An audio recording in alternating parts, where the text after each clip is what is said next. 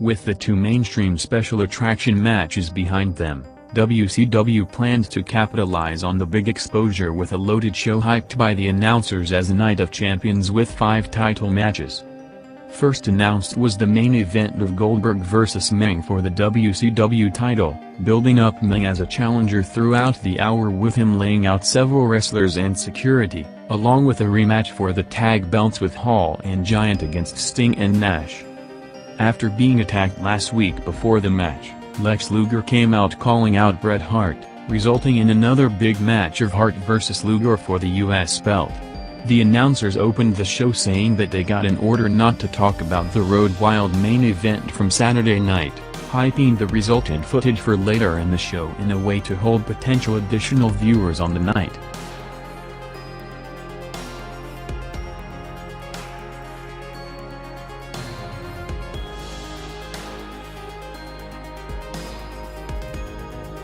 Hogan and Bischoff came out 2 minutes before Raw went on the air, starting with Mankind calling out Vince McMahon to the ring for advice, after attacks by both Kane and Undertaker during the week on Raw and Heat.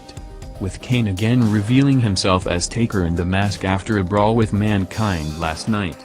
Vince came out saying Undertaker and Kane are in collusion, bringing out Kane and Paul Bearer.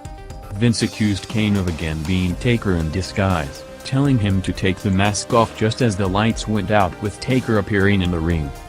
Hogan said that now that he's got the clowns out of his life, he's calling out Goldberg, promising to win the belt back with Bischoff announcing that since Meng attacked the security, the nWo are gonna be the security at ringside for the main event, with the announcers getting word that the Wolfpack will come out on the other side, setting up Goldberg vs Meng in an nWo Lumberjack match.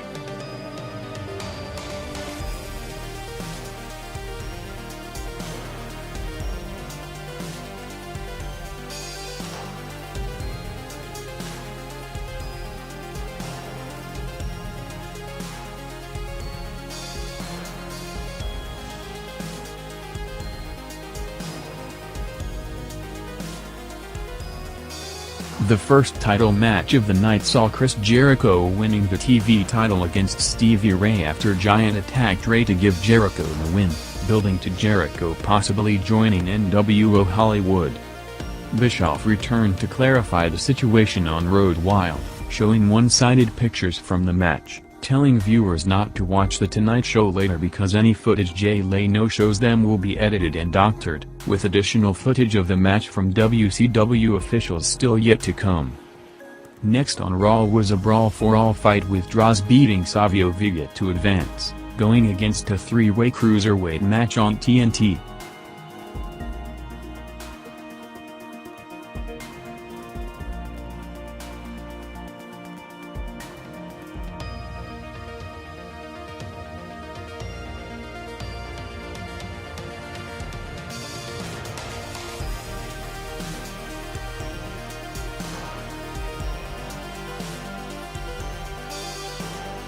After going in different directions in recent weeks, the WWF hyped a segment for the potential split of DX throughout the first hour, with all members arriving at the building separately.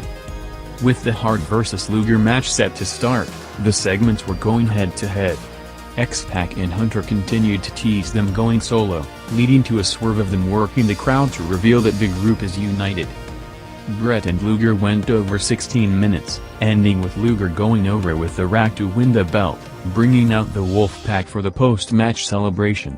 In most cases, if one segment gains big, a percentage of the audience switches from the other channel, but this time both segments gained big with DX bumping Raw over 1 million viewers to a 4.8 rating, and the Luger vs Bret match over 800,000 to a 5.1 rating.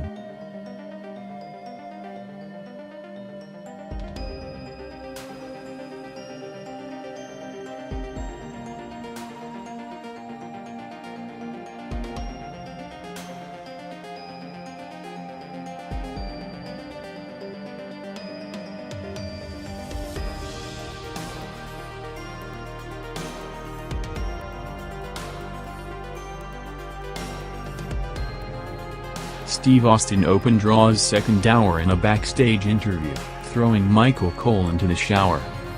playing off the real-life situation a few weeks back, Bart Gunn confronted Jim Ross for trying to cover up for his friend Steve Williams, instead of giving credit for knocking him out, saying that he watched the show back and all he heard was JR's excuses. Reportedly Bart Gunn, who came to the match as a big underdog in the locker room, with not a lot of people giving him a chance and JR probably at the top of the list, told Ross that he's going to win it during the day of the show.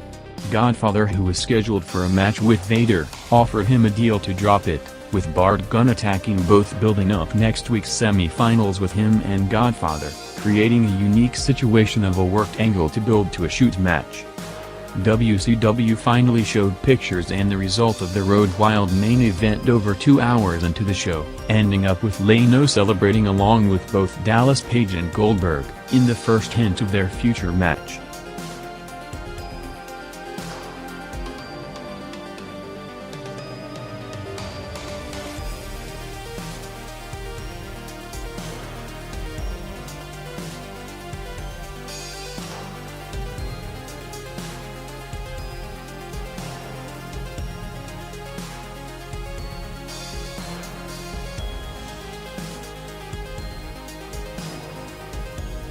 A week after the alleged chopping, Val Venis came out on a wheelchair alongside Wayne Bobbitt, who got famous 5 years ago in June '93 after his then-wife, legit chopped him up in a major worldwide news story.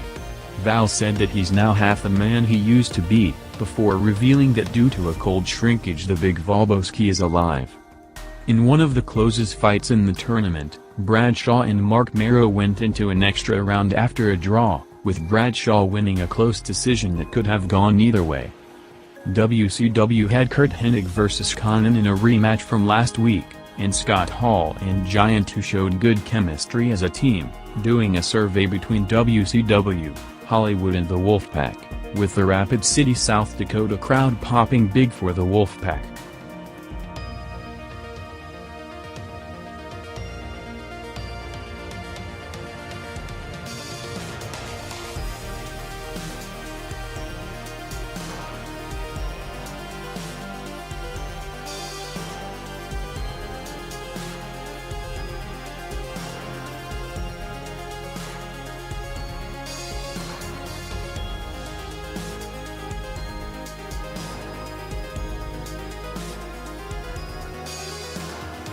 In the two heavily hyped main events, WCW had the end of the Hollywood vs. Wolfpack tag match to start the last quarter, with the entrances of Goldberg and Meng along with both nWo factions, coming around 5 minutes before the top of the hour at 10:55 p.m., with the Goldberg-Meng match set to start just as the broadcast entered its overrun,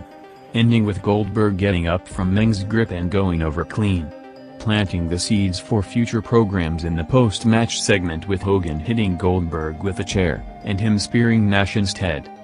On Raw, the entrances of the main event started 22 minutes to the hour, with JR telling viewers that they are going to take the last commercial break of the night and stay with the match until its conclusion.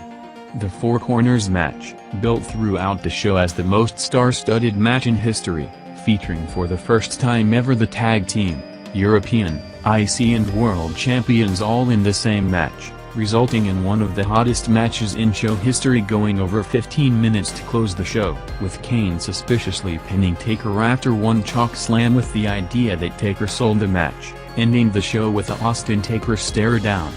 gaining around 1 million viewers to peak the night with a 5.2 rating. With both shows going 4 to 5 minutes over the top of the hour, Raw maintained the audience, while WCW's Goldberg vs. Meng in post-match jumped big with over 1.4 million viewers to a 5.9 peak rating. With the unique situation of almost every major name in the business out on TNT or USA during the main event, the combined audience of over 11 rating broke the all-time Monday Night Wars record, with WCW winning the night with a 4.7 to 4.6.